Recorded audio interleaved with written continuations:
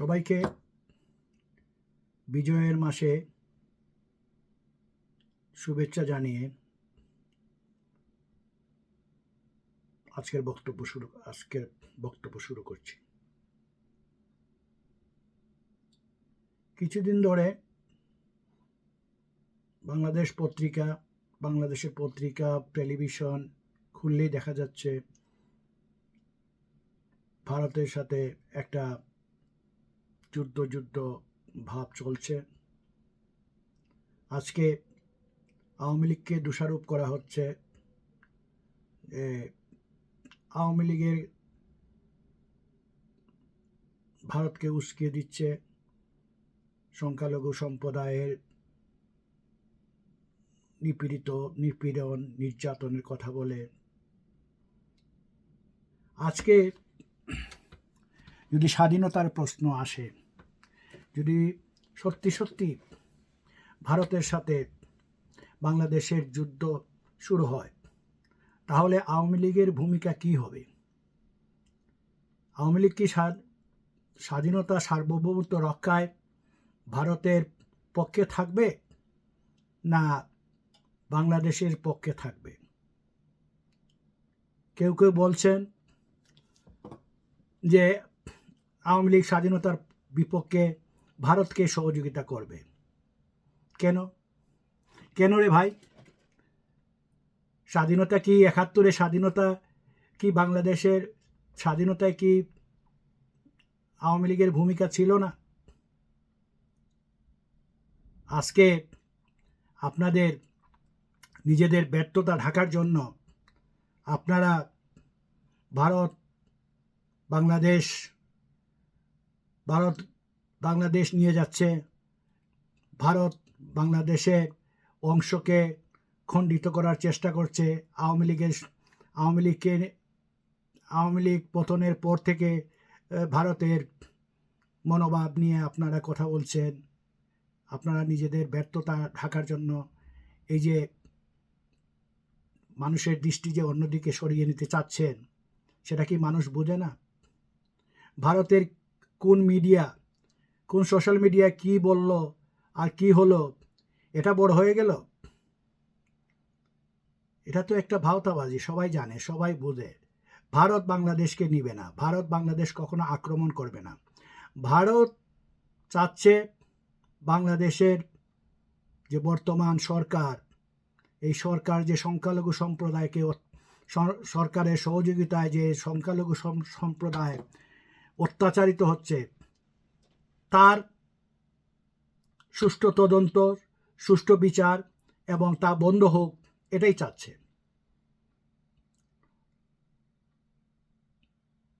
দেখলাম আমাদের সিলেট বিভাগের সুনামগঞ্জ জেলার দুয়ারাবাজার থানায় উপজেলায় একজন কোরআন শরীফ অবমাননা করার জন্য একজন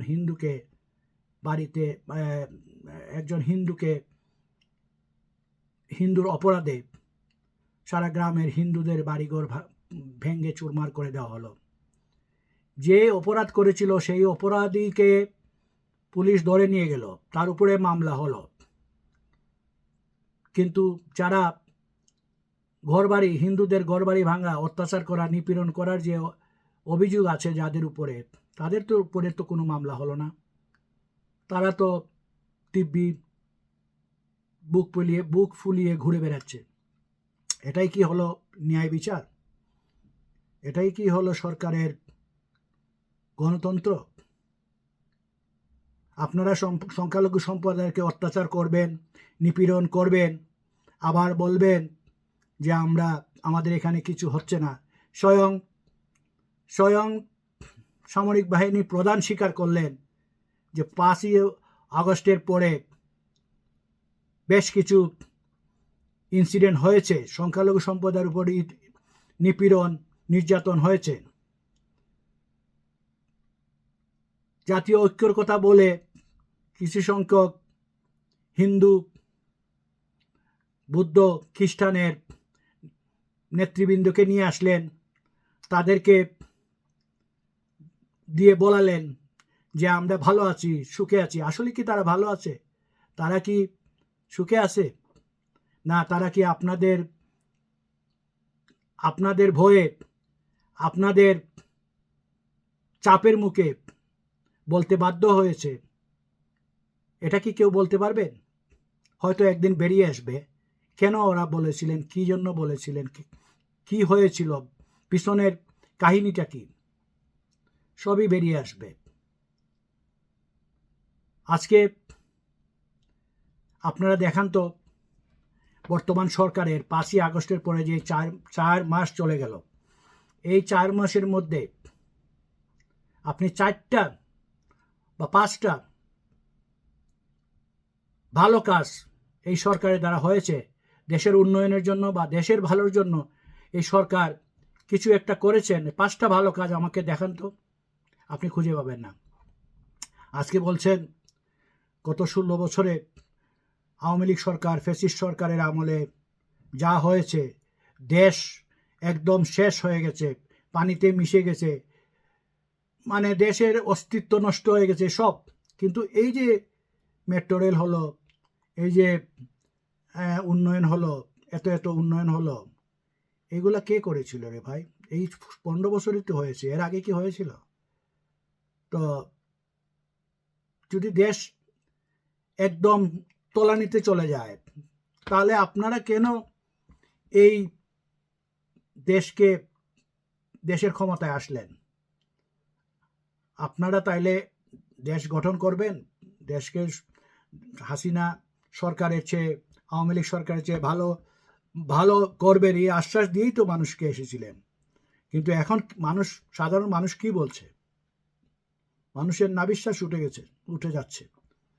রিক্সা শ্রমিক, মিল ফ্যাক্টরি শ্রমিক, সাধারণ মানুষ সবাই এখন বলতেছে আগের সরকারই ভালো ছিল। আগের সরকার ভালো ছিল এটা বলার কারণ হচ্ছে বর্তমান সরকার ব্যর্থ। এই তো, বর্তমান সরকার যদি ব্যর্থ না হতো তাহলে আগের সরকার ভালো ছিল, এই সরকার খারাপ ছিল, এই তুলনা হতো না। আজকে প্রথম আলোতে দেখলাম 14% মুদ্রাস্ফীতি। গত নভেম্বর মাসে চেয়ে এই নভেম্বর মাসে জিনিসপত্রের দাম, খাদ্যদ্রব্যের দাম সরকারি হিসাবেই ধরেন গত নভেম্বরে যেটা 100 টাকায় পাওয়া যেত, এটা এখন 114 টাকা। কিন্তু বেসরকারি হিসাবে আরও 3 গুণ বেশি হবে বা 4 গুণ বেশি হবে। আজকে 100 টাকার জিনিস সত্যিকার অর্থে যদি বাজারে যান আপনি কিনতে, আপনাকে কিনতে হবে 140 টাকায়। এই যে এর মধ্যে আপনার টাকা ছাপানো হচ্ছে, শেখ মুজিবের ছবি টাকা থেকে বাদ দেওয়ার উদ্দেশ্যে, হ্যাঁ, টাকা ছাপানো হচ্ছে, বলা হচ্ছে ব্যাংক দেউলিয়া হয়ে গেছে, ব্যাংকে টাকা নাই, এই জন্য টাকা ছাপাতে বাধ্য হচ্ছে সরকার। টাকা ছাপালে কি হয়? দেশের মুদ্রাস্ফীতি আরও বাড়বে এবং জিনিসপত্রের দাম আরও বাড়বে। শুধু আপনারা শেখ মুজিবের ছবি সরানোর জন্য টাকা থেকে এটা করছেন। আপনারা ভাই অন্তর্বর্তীকালী সরকার, তাও এসেছেন গায়ের জোরে। আপনারা বলেন আপনারা জনগণ আপনাদেরকে বসিয়েছে। জনগণ কোথায়? আপনাদেরকে গণভোটে কি জনগণ আপনাদেরকে রায় দিয়েছে যে আপনাদেরকে আমরা চাই? আপনারা এখন গণভোট করেন। এখন গণভোট করলে দেখবেন আপনাদের কয় গন্ডা বা কয় হালি বা কয় ডর্জন ভোট আপনারা পান আপনাদের পক্ষে। জনগণ করে তো আমরা জনগণরাই মানে ব্যবহার হলাম সারা জীবন, কিন্তু জনগণ তো কিছু পাইল না। জনগণ রায় দেয়, ভোট দেয়। ভোট আপনারা বলেন যে গত 16 বছর ভোট হয় নাই। ভোট দিয়ে কী করবেন রে ভাই? গণতন্ত্র দিয়ে কী হবে? এক সরকার যাবে, আরেক সরকার আসবে। আপনারা ওই দিন দেখলাম দেবব্রত ভট্টাচার্য, উনি একটা হিসাব দিলেন, হিসাবের কোনো আগাও পাইলাম না, কোনো গুড়িও পাইলাম না। গুঁড়াও নাই, আগাও নাই। কী জন্য নাই? উনি যে হিসাব দেখালেন প্রত্যেক বৎসরে বিলিয়ন ডলার বাংলাদেশ থেকে পাচার হয়ে চলে গেছে। মানে 30,000 না 30,00,000 কোটি টাকা বাংলাদেশ থেকে পাচার হয়ে গেল এই কয় বছরে। তাহলে আপনার এই যে 7,500 ও 8,500 কোটি টাকা যে প্রত্যেক বছরে বাজেট ছিল, এই বাজেটগুলা কোথায় খরচ হলো? এই যে উন্নয়ন কাজ হলো, এই টাকাগুলা কোত্থেকে আসলো? সব টাকা যদি পাচারই হয়ে গেল, তাহলে এই যে এত এত মানুষের বেতন ভাতা এইগুলা যে দেওয়া হলো, এইগুলা কোত্থেকে আসলো? জমার সাথে তো খরচের কোনো হিসাব মিলে না রে ভাই। এক্সপেন্ডিচার আর ইনকাম দুটার সাথে কোনো মিল নাই। আপনি হিসাব করেন, ভালো করে হিসাব করেন, পয়সা হিসাব করেন, মাথা খাটায় হিসাব করেন যে আমরা দেশ থেকে বিদেশ থেকে কত টাকা এই এক বছরে পাইলাম, ঋণ পাইলাম, কত টাকা উন্নয়ন কাজে অবকাঠামোগত খাতে কত টাকা ব্যয় হলো, সরকারের অন্যান্য ব্যয় ধরে দেখেন আপনি কত টাকা লুটপাট হয়েছে। আর কত টাকা যদি 16 বিলিয়ন ডলারই আমাদের আছেই reserve, 16 billion 11 billion dollar, 16 billion dollar প্রত্যেক বছর যদি পাচারই হয়, এত টাকা কোত্থেকে আসলো, কোত্থেকে পাচার হলো? ও যে নাসিরউদ্দিন হুজার একটা গল্প মনে হয়েছে। নাসিরউদ্দিন হুজা 1 কেজি মাংস নিয়ে আসলেন বাড়িতে, আইনা বউকে বললেন যে মাংস রান্না করার জন্য। উনি গোসল করে আসে, তারপরে খাবেন। এখন উনার স্ত্রী কি করলো? উনার স্ত্রী রান্নার সময় এক পিস করে মাংস, পুরা 1 কেজি মাংসই খেয়ে ফেলছেন। এখন নাসিরউদ্দিন হুজা আয়সা বললেন যে খাবেন, গোসল থেকে এসে বললেন খাবেন। খাবার কই? মাংস তো নাই। বউকে জিজ্ঞেস করা হলো যে মাংস কই? যে মাংস নাকি বিড়াল খেয়ে ফেলছে। তো বিড়ালকে, কোন বিড়াল? এই বিড়াল। ওই বিড়ালকে ধরা হলো। এখন দেখা যায় যে বিড়ালের ওজন 1 কেজি। তাইলে নাসিরউদ্দিন হুজা বললেন বিড়াল যদি 1 কেজি হয়, তাহলে মাংস কই? বিড়াল যদি 1 কেজি খেয়ে থাকে, তাহলে তো বিড়ালের ওজন 2 কেজি হবে। তো বিড়ালের ওজন যদি 1 কেজি হয়, তো মাংসর কেজি 1 কেজি, তো মাংস গেল কই? বিড়াল যদি মাংস হয়, মাংস যদি বিড়াল হয়, তাইলে 1 কেজি হবে কেন? তো আমাদের এরকম হিসাব, দেবব্রত ভট্টাচার্যের হিসাব এইরকমই। উনি তো বেশি জ্ঞানী। ওনাকে আমরা একসময়, আমিও খুব ওনার টকশোতে ওনার মূল্যবান বক্তব্য শুনতাম। খুব ভালো ভালো বক্তব্য রাখতে পারেন, সুন্দর করে গুছিয়ে বলতে পারেন। খুবই ভক্ত ছিলাম, শুনে ভালো লাগতো। কিন্তু উনি যে এত অধপতন ওনার হয়েছে, এইভাবে যে তিনি একটি হিসাব দিলেন, যে হিসাব নিয়ে কেউ বিশ্বাস করতে চায় না। আরেকজন বললেন কি জানি টিআইবি, যে প্রত্যেক বছর 1.5 বিলিয়ন ডলার ঘুষ বিনিময় হয়। 1.5 বিলিয়ন ঘুষ যদি প্রত্যেক বছর যদি লেনদেন হয়, এই হিসাবটা তিনি কই পেলেন? মানুষ তো ঘুষ কাউকে দিলে লুকিয়ে দেয়, ঘুষ তো প্রকাশ্যে হয় না। ঘুষ বাণিজ্য যেটা, এটা তো গোপনে হয়। সুদ বাণিজ্য যেটা আমাদের প্রধান উপদেষ্টার যে ব্যবসা, সেটাও গোপনে হয় না, সেটা ওপেনই হয়। কিন্তু ঘুষ বাণিজ্যটা কিন্তু গোপনে হয়। এই যে উনি একটা হিসাব দিলেন, 1.5 বিলিয়ন ডলার প্রত্যেক বছর ঘুষ বাণিজ্য হচ্ছে বাংলাদেশে। ওই ওই ঘুষের হিসাবটা তিনি কিভাবে বের করলেন এইটা আমার মাথায় ধরতেছে না। আর তারপরেও আমি এটা বলবো, ঠিক আছে, ঘুষ বাণিজ্য হয়েছে অতীতে, সব সরকারের আমলে হয়েছে, এটা অস্বীকার করার, এখনো হচ্ছে না। এখন আপনি হিসাবটা করেন, বর্তমান হিসাবটা নেন, যান, এখন তো সুযোগ আছে। এখন গিয়ে আপনি আপনার প্রতিনিধি দিয়ে একটা অফিসে, যে কোনো অফিসে গিয়ে বসে থাকেন, আর প্রত্যেক দিন কে কত ঘুষ নিচ্ছে, হ্যাঁ, আপনি গোপনে তথ্য নেন, নিলে তো আসল রহস্য বাইরে আসবে। ঘুষ বাণিজ্য হচ্ছে, এখনো হচ্ছে। এখনের সরকার যে ঘুষ বাণিজ্যের বাইরে, এটা না। আপনি তো বললেন শেখ হাসিনা আওয়ামী লীগের আমলের কথা, তো এর আগের সরকারও হয়েছে, অতীত সরকারে হয়েছে, সব সরকারের ঘুষ বাণিজ্য হচ্ছে। সবাই স্বীকারও করছেন যে ঘুষ বাণিজ্য হচ্ছে। 2001 সাল থেকে 2006 সাল পর্যন্ত বিএনপি সরকার ছিল। দুর্নীতি, ঘুষ বাণিজ্য, এই জন্য আপনারাই ওনাদেরকে 4 বছরের মধ্যে 4 বার পুরস্কার দিয়েছিলেন, প্রথম পুরস্কার।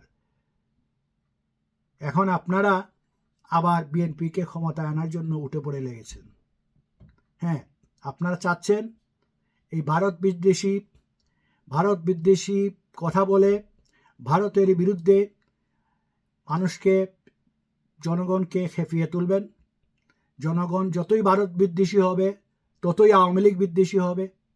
এবং যদি আগামীতে আওয়ামী লীগ কোনো কারণে নির্বাচনে আসতে চায়, যাতে ভারত বিদ্বেষী এবং আওয়ামী লীগ বিদ্বেষী যখন মানুষ সবাই যখন হবে, তখন তাদের আর নির্বাচিত হওয়ার কোনো সুযোগ থাকবে না। যতই ভালো কাজ করে থাকুক আওয়ামী লীগ অতীতে, তারপরেও মানুষ যাতে সেই ভালো কাজের স্বীকৃতি না দিয়ে ওই যে ভারত বিদ্বেষী এবং ভারতের দালাল তা বলে যেন মানুষ তাদেরকে প্রত্যাখ্যান করে, এটাই তো আপনাদের উদ্দেশ্য। কিন্তু এটা হবে না। মানুষ বুঝতে পারে, আজকালকে বাংলাদেশের মানুষ, আগে ছিল 20% শিক্ষিত, মানে নাম দস্তখত দিতে পারত। এখন কিন্তু 80% মানুষ, হ্যাঁ, অন্ততপক্ষে লেখাপড়া ভালো করতে পারে, বুঝতে পারে সব কিছুই। সুতরাং আপনাদেরকে বলছি, আপনাদের যে উদ্দেশ্য নিয়ে আপনারা মাঠে নেমেছেন, আপনাদের ব্যর্থতাকে ঢাকার জন্য, আওয়ামী লীগকে জনগণের কাছে ভারতের দালাল হিসেবে চিহ্নিত করার জন্য আপনারা যে উদ্যোগ নিয়েছেন, এটা আপনাদের সফল হবে না। ভারত আজকে আপনাদের প্রতি রুষ্ট কেন হয়েছে? ভারত রুষ্ট হওয়ার কারণ কি? আপনারা কি এটা দেখেছেন? এটা কি কোনো এক সময় আপনারা কি ভারতের রুষ্ট হওয়ার কারণ খুঁজে দেখেছেন? কি জন্য? কারণটা কি? আপনারা 5ই আগস্টের পর থেকে 53 বছর আগের হারিয়ে যাওয়া প্রেমিকা, যে প্রেমিকার জন্য আপনাদের আজও মন কাঁদে, আজকে 53 বছর পরে 80 বছর বয়সেও আপনারা সেই প্রেমিকার জন্য ব্যাকুল। সেই পাকিস্তান প্রেম আপনাদের অন্তর থেকে এখনো মুছতে পারছেন না। সেই 71-এর যে ব্যর্থতার জ্বালা, সেই জ্বালা আজ 53 বছর পরও আপনাদের বুকে ধাউ ধাউ করে চলছে। আপনারা বসেই কি করলেন? আপনারা বসে ভারতের জাহাজ নিয়ে পাকিস্তানের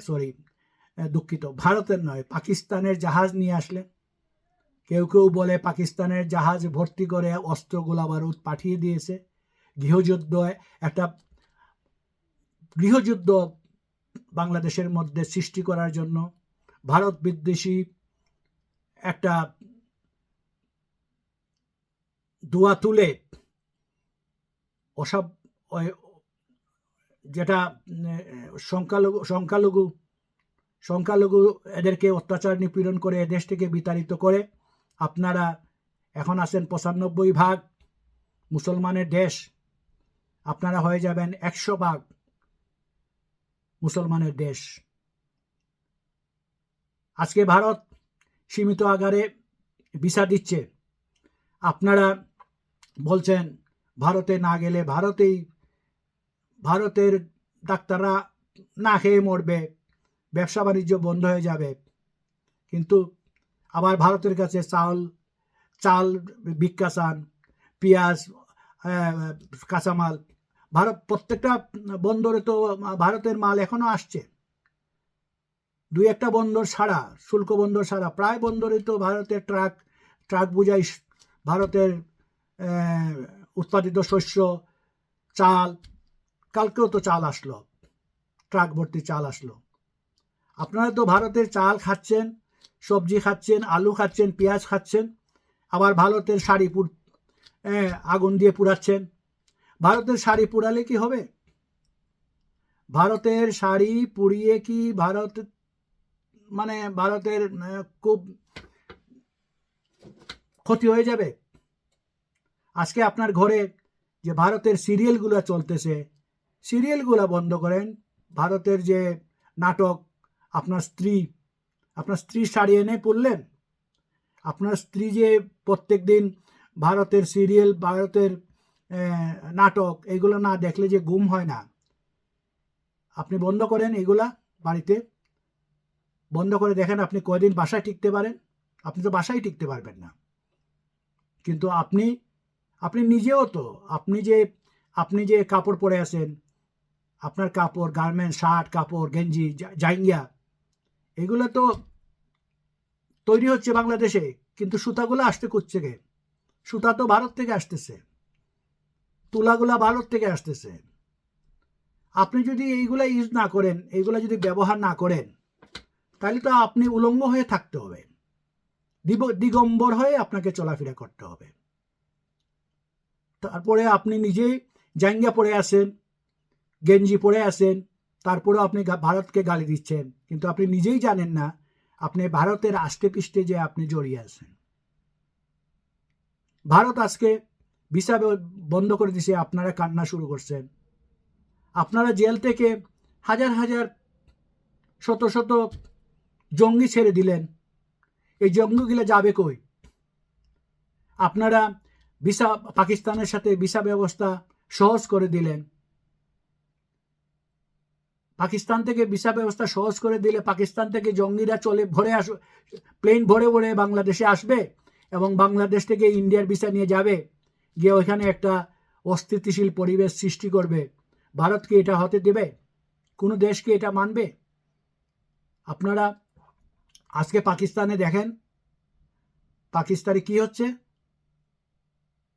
পাকিস্তানে কিন্তু হিন্দু নাই, সংখ্যালঘু নাই, কিন্তু তারা তাদেরই ভাইদেরকে, মুসলমান ভাইদেরকেই তারা হত্যা করতেছে। তারা বোম কোথায় মারে? তারা বোম মারে কোথায়? মন্দিরে, না অন্য কোনো দেশের এমবেসিতে? তারা মারে না, তারা মারে আরেকজনের মসজিদে, হয়তো ওয়াহাবির মসজিদে মারতেছে, আপনার ওই যে আল হাদিস নাকি আল কুরআনের গ্রুপ, আর ওই আপনার কাদিয়ানির মসজিদে মারতেছে সুন্নির মসজিদে মারতেছে শিয়ারা। হ্যাঁ, এবং একজন দুইজন না, যখন মারে মসজিদে তাও জুম্মার বারে মারে। যখন বেশি মানুষ নামাজি হয়, নামাজিরা যখন যায় এবং নামাজের সময় মারে, যখন হতাহতের সংখ্যা বেশি হয়, তাদের উদ্দেশ্য হচ্ছে মানুষ মারা। এরা হচ্ছে এরকম মানুষ, এদের মধ্যে মানবতা বলতে কিছু নেই। এরা ৭১-এ আমাদের এখান থেকে বিতাড়িত হয়েছিল। আমাদের সাথে তাদের এখনো সেই জ্বালা, তারা এখনো ভুলতে পারে নাই। আর আমরা কিছু মানুষ যারা পাকিস্তান প্রেমী, ওদেরকে নিয়ে আসতে চাই এদেশে, আইনে আমরা চাষ করতে চাই সেই সব জঙ্গি সন্ত্রাসী, এবং ওরা আরেক দেশের ভিতরে গিয়ে সমস্যার সৃষ্টি করুক, সে দেশ কি আপনাকে ওয়েলকাম জানাবে, আপনাকে কি স্বাগতম জানাবে যে আসুন আপনি এসে আমার বাড়িতে বোম মারেন, আমার মন্দিরে বোম মারেন? আপনি কি দেবেন আপনার বাড়িতে ইন্ডিয়া থেকে সন্ত্রাসীরা আইসা বোম মারতে দিবেন? তো নিজেরটা আগে ভাবুন, অন্যটা ভাবার আগে। আর আরেকটা জিনিস, এখন ভারত বিদ্বেষীরা বলতেছেন, যারা ভারতকে দেখতে পারেন না সেই 71 সাল থেকে, ওনারা বলতেছেন যে ভারত বাংলাদেশকে গ্রাস করার জন্য নূতন পরিকল্পনা নিয়েছেন। ভারত বাংলাদেশকে নেবে না, ভারত বাংলাদেশকে নেওয়ার কোনো দরকার মনে করে না। কারণ ভারত যদি বাংলাদেশকে নিতে চাইতো তাহলে 71-এ সেই সুযোগ হারাতো না তারা। ভারত যদি বাংলাদেশকে নিতে চাইতো তাহলে আপনারাই বলেন যে বিগত সরকার, স্বৈরাচারী ফ্যাসিস্ট সরকার যারা ছিল, আওয়ামী লীগ, এরা ছিল ভারতের তল্পিবাহক। তো ভারত তখনই নিতে পারত। আর ভারতের সাথে, ভারত একটা বৃহত্তর দেশ, তার সাথে আমাদের বৈরী মনোভাব করে আমাদের কি লাভ হবে? আমরা কি ওদের সাথে পারবো? আমরা যুদ্ধ করব আমাদের স্বাধীনতা, সার্বভৌমত্বের জন্য, দেশপ্রেমের জন্য, কিন্তু শেষ পর্যন্ত আমরাই মারা যাব। কাজের কাজ কিছুই হবে না। ভারত একটা বৃহৎ দেশ এবং ভারত আমাদের ত্রিসীমায়, আর এক সীমা আছে আমাদের সমুদ্র বঙ্গোপসাগর। আমরা 3 দিকে যেতে পারবো না, আমাদের যেতে হবে বঙ্গোপসাগরে। তো বঙ্গোপসাগরে আমরা ডুবে মরব, এটা চিন্তা করা দরকার। আজকে দেখলাম অবসরপ্রাপ্ত সামরিক কর্মকর্তা 100-200 জন আসছিলেন মিছিলে, আইসা খুব বড় বড় বক্তৃতা দিলেন যে ভারতের কলকাতা দখল করে ফেলবেন 2-1 দিনের মধ্যে। তারপরে আবার যদি আমেরিকা যদি কোনো কিছু বলে তাহলে আমেরিকাও দখল করে ফেলবেন। বাহ! ওই যে একটা কথা আছে না, ঢাল নাই তরোয়াল নাই নিধিরাম সর্দার, ঢাল নাই তরোয়াল নাই নিধিরাম সর্দার। বাইরে আজকে ভারতের সুসজ্জিত বিমান, তারপরে যে সুপার পাওয়ার, ভারত কয়েকটা দেশের মধ্যে একটা সুপার পাওয়ার, প্রতিবেশী দেশ আমাদের, ওদের সাথে বৈরিতা করে লাভ কি? আপনার বাড়ির পাশে যদি আপনার প্রতিবেশী একজন যদি বিরাট বড় লোক হয়, আপনার কুড়েঘরের নিচে তার পাশে কুড়েঘরে থেকে তার সাথে সীমানা নিয়ে আমাদের কি ঝগড়া বিবাদ করা মানে শোভা পাবে? আমাদের কি উচিত হবে ঝগড়া বিবাদ করা? ওর তো এক বাতাসের একটা ফুতে আমরা উড়ে যাব, আমার কুড়েঘর চলে যাবে। তো ওর সাথে লাগে আমার কি লাভ? ওর সাথে সুসম্পর্ক করে যদি আমি যদি কিছু নিতে পারি ওর কাছ থেকে, এটা হচ্ছে আমাদের লাভ। ওর সাথে সুসম্পর্ক করতে হবে আমাদের। যে বড় লোকের সাথে আমার বন্ধুত্ব সম্পর্ক করতে হবে, বড় লোক আছে আমার প্রতিবেশী, তার সাথে সুসম্পর্ক হলে আমার লাভ হবে। সেই বড় লোককে আমি ব্যবহার করে বড় লোকের কাছ থেকে আমি কিছু সাহায্য সহযোগিতা পাব। তো আমাদেরকে এটা বুঝতে হবে আমরা কি। আজকে আমাদের ভারতের কাছে আছে 666টা যুদ্ধ বিমান, তাও বিশ্বের সেরা রাফেল বিমান। আর আমাদের কি আছে? আমাদের MiG-29 ও 40টা 38টা, ওটা নিয়ে আমরা যুদ্ধ করব? মানলাম আমাদের 18 কোটি মানুষ আছে, 18 কোটি মানুষের কি এখন যুদ্ধ হয়? মানুষ দিয়ে কি যুদ্ধ হয়? আপনি বন্দুকের সামনে কি লাঠি কাজ করে? লাঠি নিয়ে গেলেন আপনি, হাজার হাজার লোক, বন্দুক দিয়ে মারা শুরু হলো, লাখো লাখো মানুষ মরবে, কিন্তু জিততে পারবে না যুদ্ধে। সেটা কি সেই বদরের যুদ্ধ? এখন কি সেই আমল আছে 1400 সাল আগের? যাই হোক, আবারও কথা হবে আপনাদের সাথে। আজকের ভিডিওটা একটু দীর্ঘ হলো বিভিন্ন কারণে, তবে আমি সেই পাকিস্তান প্রীতি যারা করেন, পাকিস্তানকে ভালোবাসেন, 53 বছর পরে সেই প্রেমিকারে পেয়ে যারা আত্মভুলা হয়ে গেছেন। ভাইরে, এই প্রেমিকা নিয়ে আর সংসার করা যাবে না। যে প্রেমিকা একসময় চলে গেছে, সেই প্রেমিকাকে আর সংসার হবে না। আর সেই প্রেমিকা যদি এখন আসে, তাহলে আপনার ঘরে